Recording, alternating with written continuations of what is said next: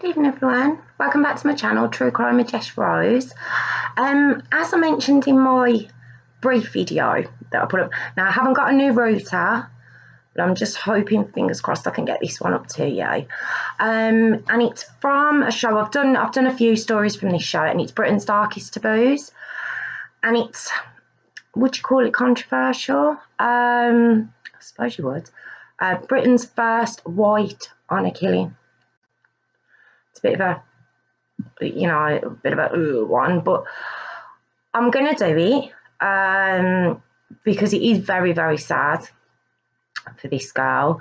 Her name was Laura Wilson, and she was born on the 5th of August 1993 in Rotherham, England, and she was the youngest of four. Two girls, two boys, to Maggie Wilson, her mummy's. And she's got an older sister called Sarah. She's a pretty little girl. You do see photos of her. And as she's growing up, she's a very pretty girl. She's blonde, she's cute. You see a couple of her friends on the show. On the show, you see her mum, Maggie. You see her sister, Sarah. You also see two of her friends called Jay and Samia. I hope I pronounced that right. And she had quite a nice friend group. And what it was is when Laura was younger and Sarah, their mum, Maggie, was a victim of domestic abuse from their dad. So they witnessed that. And in 2003, Sarah started rebelling against the family. She's going out, she's drinking, she's taking drugs. She admits on the show she started smoking cannabis at 9, moved on to cocaine by the time she was 12, really, really rebelling. And, in 2005, the Rotherham grooming gangs began to be reported. It started, coming out that there was a small minority of Asian men grooming young white girls from as young as 11, 12, and Sarah was involved in this, and she explains on the show that, she used to get taken to places and deployed with drink and drugs and, told she was going to a party and stuff. And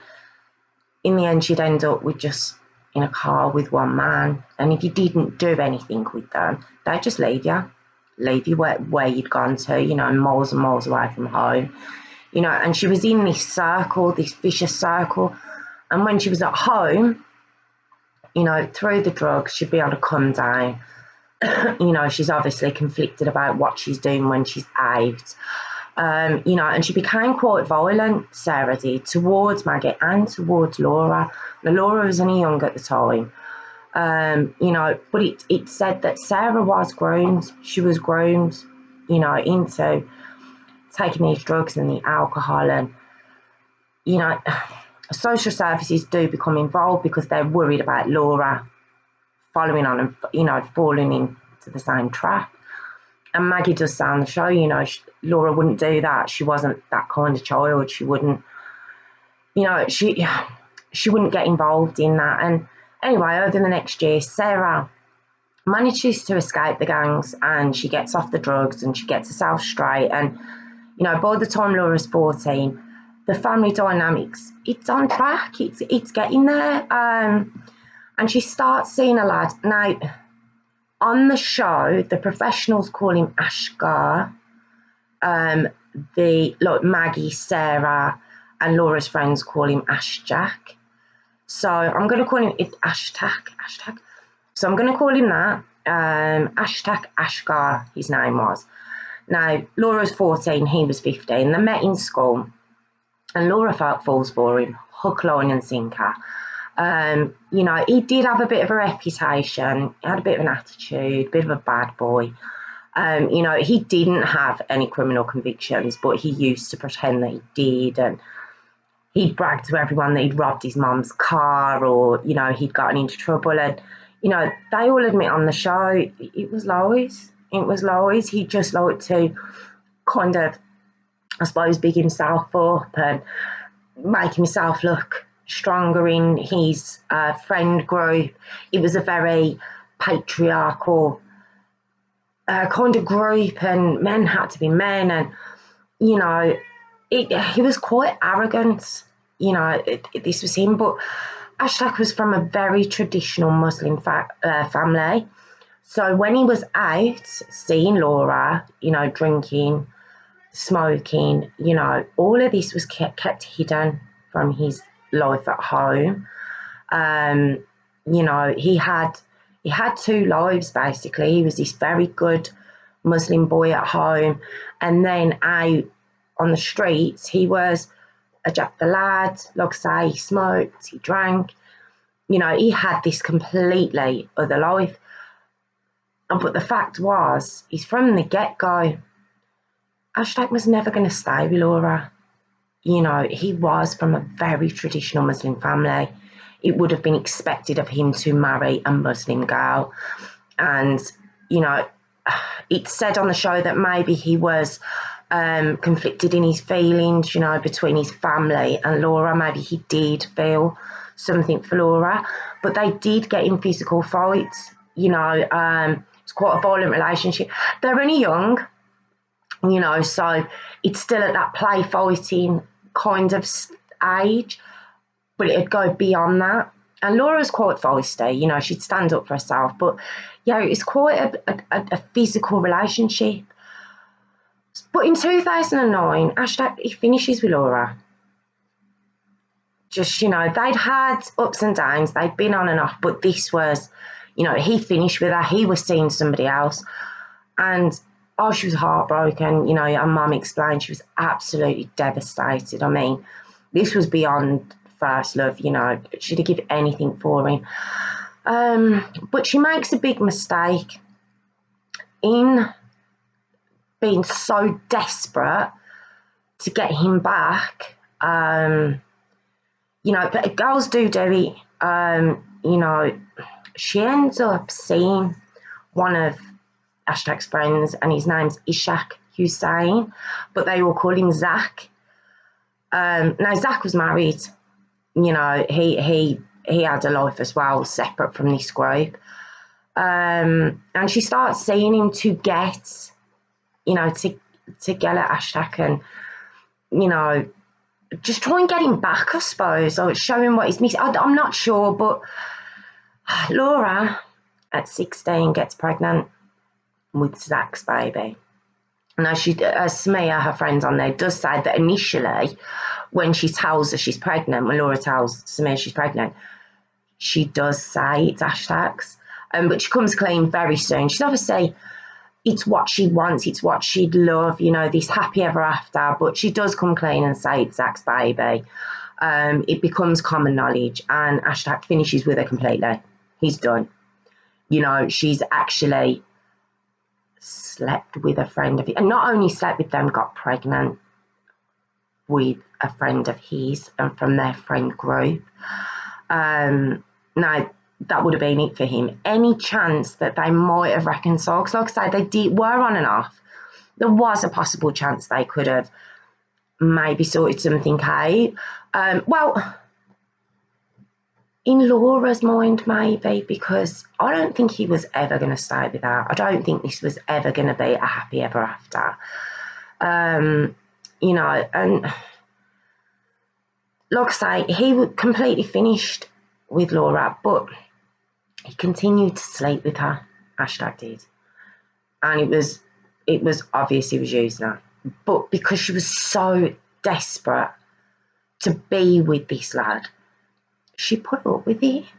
She did, and it was said that at this time, with the grooming gangs in Rotherham, and he would have been aware of it. He wasn't part of it, but he would have been aware of it, and how white girls are seen sometimes.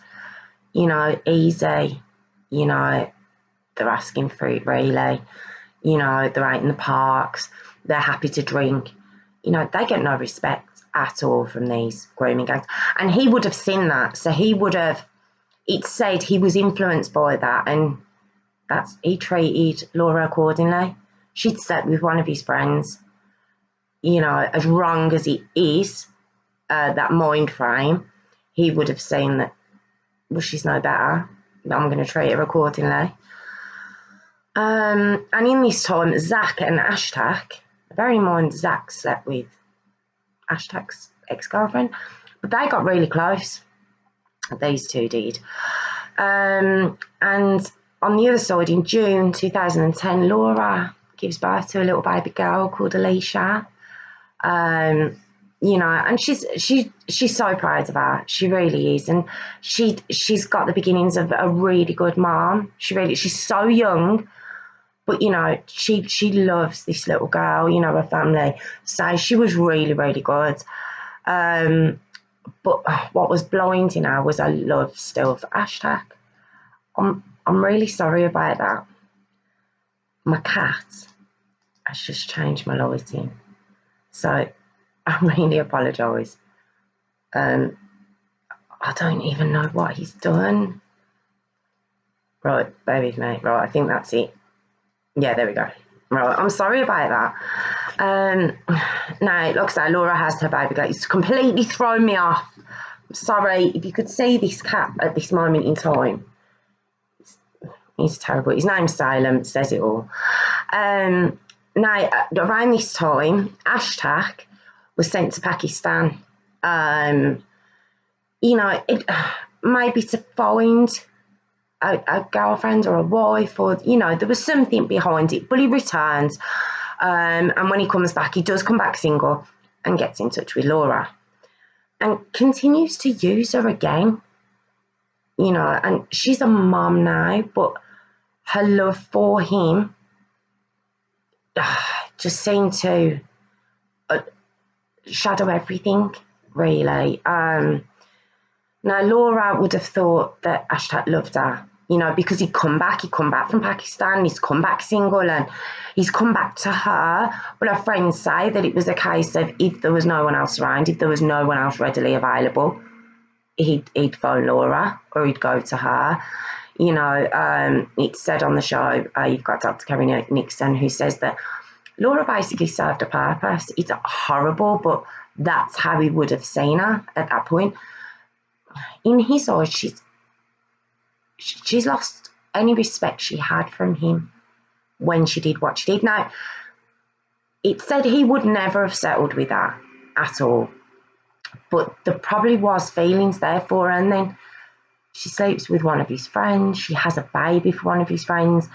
You know, I suppose it could have gone, he'd never speak to her again, or he was going to do this. And it's heartbreaking that she wasn't strong enough to say, look, no, and just call it a day. You know, there was phone calls that they had that were overheard by Maggie, Laura's mum. And, you know, Laura be literally hysterical down the phone, telling him how much she loved him. And he'd just be, you know, I hate her, I'm seeing someone else, can't stand her. He was vile to her. And she just kept putting up with it. And it got to the point where she would do absolutely anything to get him back. And this kind of proved her downfall, because she was going to more and more dramatic lengths to try and get his attention, to try and get it back to where it was. And on October the 6th, 2010, Laura and Sarah, her sister, get drunk. Now, Laura would have done anything to get him back, but it was actually Sarah's idea to go round to Ashgar's parents. Now, don't forget, Laura's been kind of a dirty little secret in the background. He's a very good boy at home. He's a very good Muslim boy, in the sense that he doesn't smoke, he doesn't drink, he certainly wouldn't be having relationships with anyone outside of their community, you know. And they knock on his door, and the mum comes to the door, Ashgar's mum, of course, very embarrassed for what's going on the doorstep. She's got these two drunken white girls on the doorstep, you know, claiming to have had a relationship with her son for a long time. And she doesn't have it at all. And she goes for Laura with her shoe. She goes to hit her with a shoe. And she actually says, Emma Kenny on the show actually says that she called Laura, dirty white bitch. So there's obviously some racial tension there, as well as, you know, how dare you come at my door and talk about my boy. You know, and Ashtak was actually there, didn't say anything, just stood behind his mum, didn't say anything, you know, continued to have this facade of being, don't know what she's on about, you know. But this was seen, this was witnessed by members of the Muslim community that Ashtak lived in and his family lived in.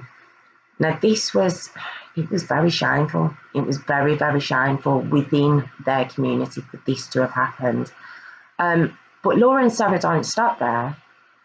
You know, Sarah then, she said so in herself on the show, influences Laura to go to Zach's house and tell his mum that not only has Laura been with him, she's got a baby for him.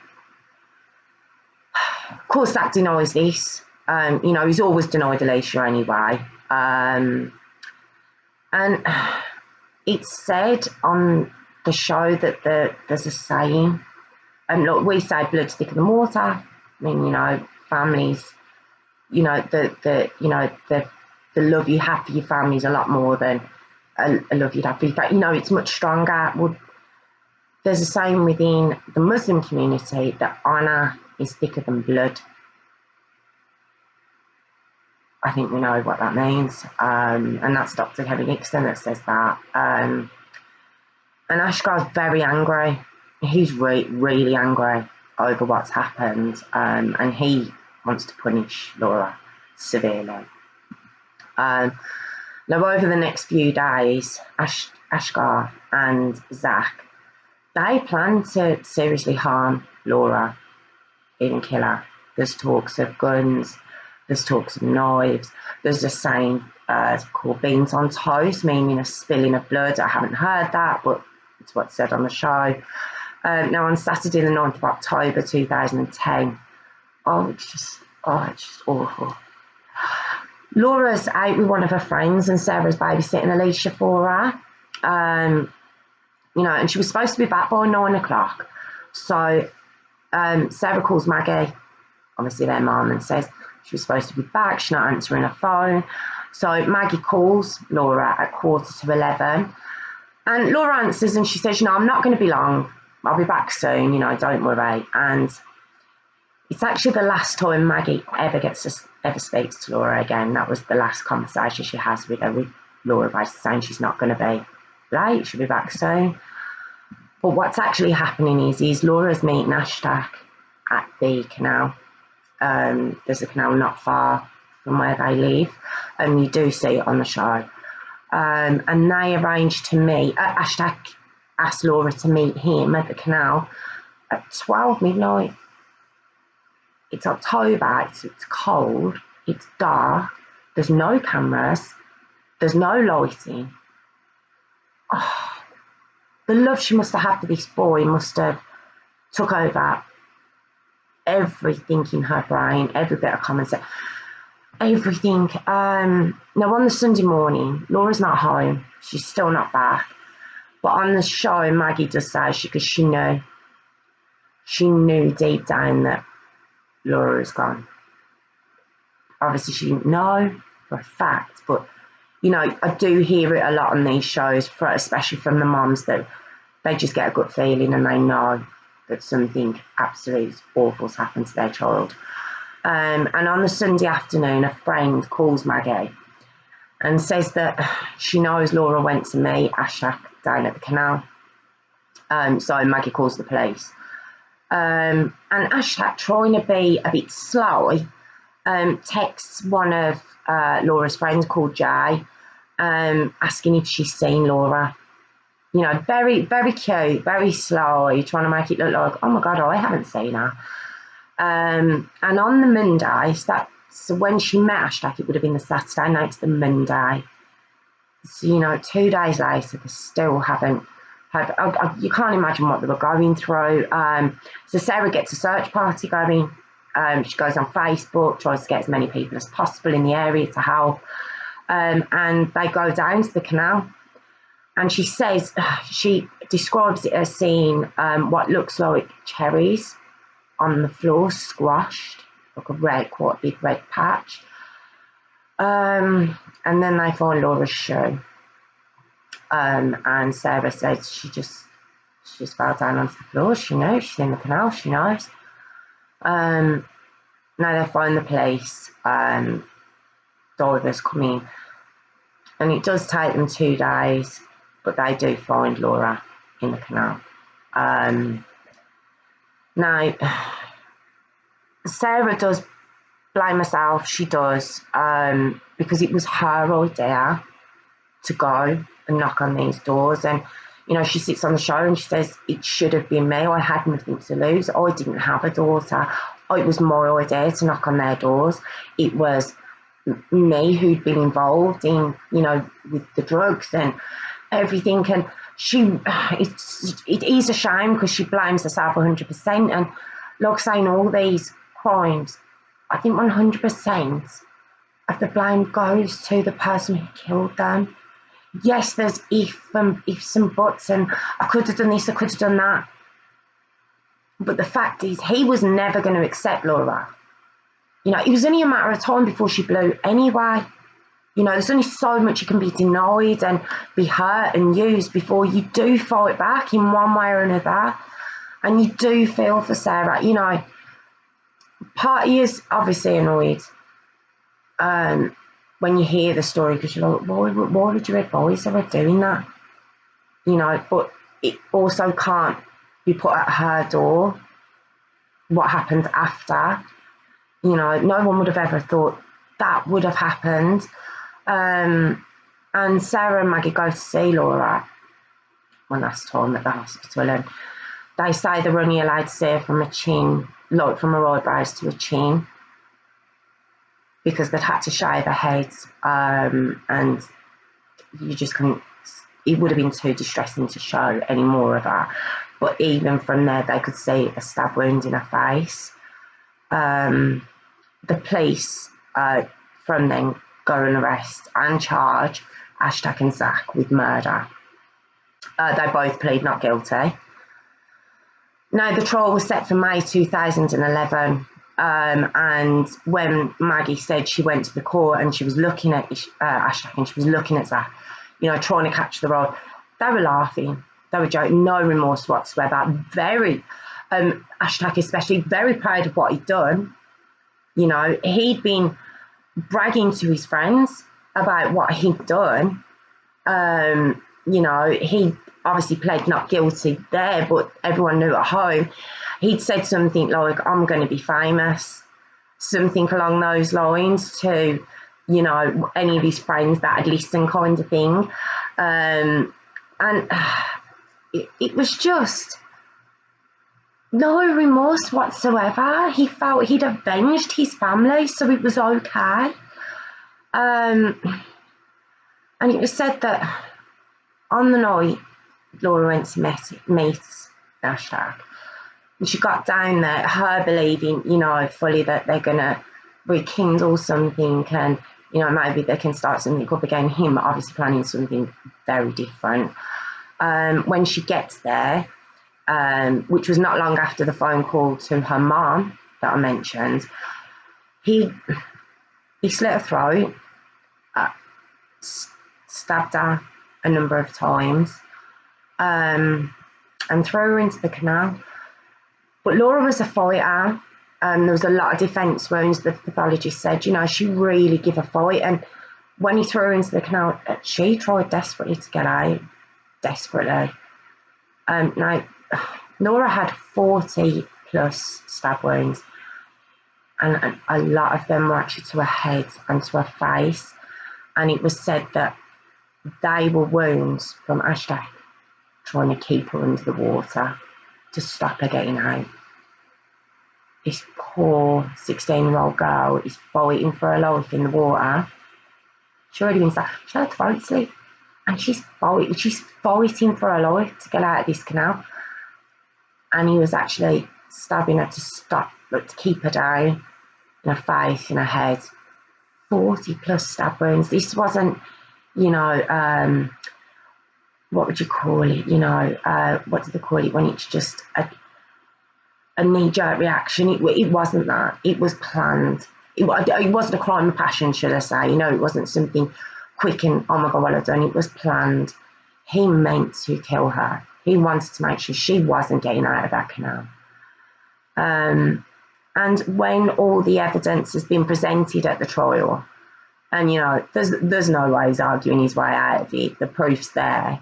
On the 1st June 2011, Ashgar pleads guilty because he knows it's going to get him a lesser sentence. His lad's not stupid. He feels he's done what he needed to do to avenge his family. He wants as least time as possible. And so he pleads guilty, which left a retrial for Zach. Because don't forget, he was up on the same charge. At his retrial, he was acquitted. And although he was there, I think this was because, obviously, Ashgar pled guilty to her murder. So, yeah, Zach was acquitted. I don't know how I feel about that, but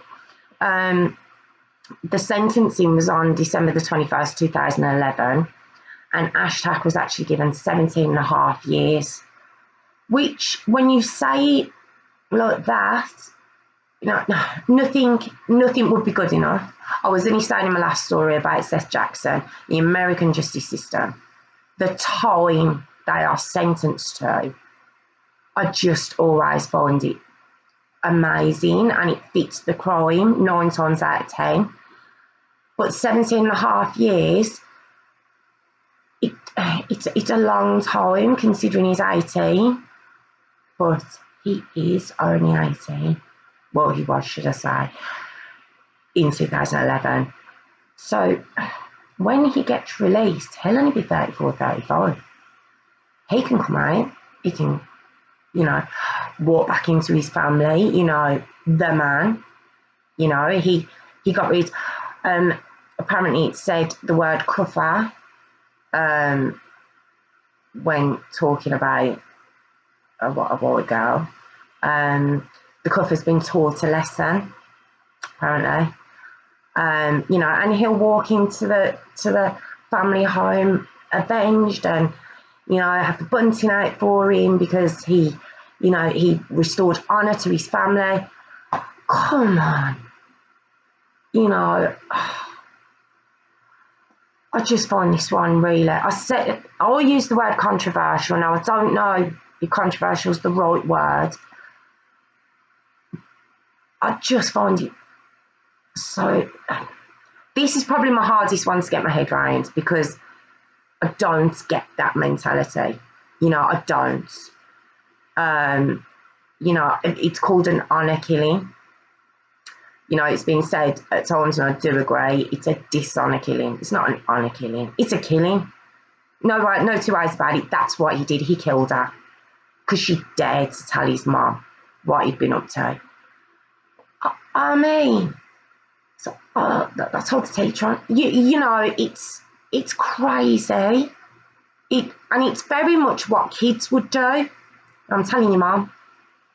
It shows how young she actually was. She was a child. And bless her, who just had a child. She was obviously very confused. She was drunk, which didn't help matters. But come on. To do, just say you don't know what she's on about and move on. Just let her go. Just dismiss her. Whatever you need to do. But to do that, to restore honour, I can't get my head around that. And if you've got any comments or, you don't agree, or, I've got it wrong, please drop a comment in the box because I don't get it. Her family and friends are obviously still devastated. They hate him, the things that they say on the show, he never should get out alive. And you can understand it because poor Alicia has got no parents. Her mum's dead, killed by her dad's friend, a dad who completely dismisses her as being anything to do with him. The poor child. Samia, her friend, when you watch it, it is quite upsetting. It is, because she gets so upset at the end.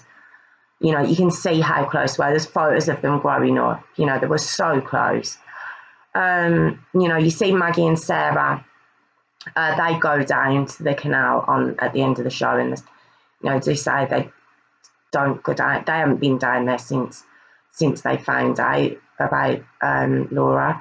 And they lay some flowers, and you can just imagine it dark and cold, and oh, she must have been so scared. She must have been so scared. You know, and it's left the family broken, as it does with all the stories I do, but this one's so fragmented now. You know, is the blame to the sister? Is there not? I don't think there should be. You know, I don't. She made her own mistakes, you know, so that shouldn't be connected. She'd fixed up, she'd got herself straight, you know, she tried to be there for her. Encouraging what she did, you know, I understand why she's so upset about it and so guilty about it, but, you know, there was one person who killed her, and that was Ashgar. He killed her, and, you know, 34, 35 is going to be out, and that's the hardest part about these stories, is when you know they can get out and they can live a life like they didn't do anything. You know, that's with all of the stories I do. You know, it's just so upsetting to know that these people can go out and live a life. And again, back to the Seth Jackson story, you know, it was refreshing to do a story where these people won't get to go out and live their lives afterwards. You know, and it's just a shame we haven't got the power to impose sentences like that. It is a shame. But yeah, that was my story of Laura Wilson. Oh, it's such a shame, and it's such a hard story. And, you know, you do have to be careful, you know, making sure the facts are right, you know, especially with this story. But let me know what you think. Please drop, you know, a comment in, or, you know, a thumbs up, or subscribe. I'd really appreciate it. I really would. It just means you get my videos first. But thank you for joining me again. I really do appreciate it. And I'll see you soon. Thank you.